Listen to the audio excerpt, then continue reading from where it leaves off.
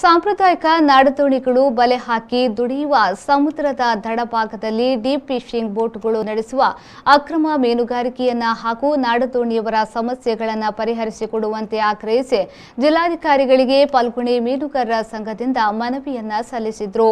ಕಳೆದ 2 ತಿಂಗಳುಗಳಿಂದ ನಿರಂತರವಾಗಿ ನಾಡದೋಣಿಗಳು ಮೀನುಗಾರಿಕೆ ನಡೆಸುವ ತೀರ ಭಾಗದಲ್ಲಿ ಆಳ ಸಮುದ್ರದ ಬೋಟ್ಗಳು ಅಕ್ರಮವಾಗಿ ಮೀನುಗಾರಿಕೆ ನಡೆಸುತ್ತಿದ್ದಾರೆ. ಅವರಿಗೆ ನಿಯಮಗಳ ಪ್ರಕಾರ 10 ನಾಟಿಕಲ್ ಮೈಲು ಒಳಗಡೆ ಮೀನುಗಾರಿಕೆ ನಡೆಸಲು ಅವಕಾಶ ಇರುವುದಿಲ್ಲ. ಹಾಗಿದ್ರೂ ತೀರ ಪ್ರದೇಶಕ್ಕೆ ಬಂದು 3 ಮಾರಿನಲ್ಲಿ ಅದೇ ರೀತಿ 4-5 ಮಾರಿನಲ್ಲಿ ದೊಡ್ಡ ಡೀಪ್ ಫಿಶಿಂಗ್ ಬೋಟ್ಗಳು ಮೀನುಗಾರಿಕೆ ನಡೆಸುತ್ತಿವೆ.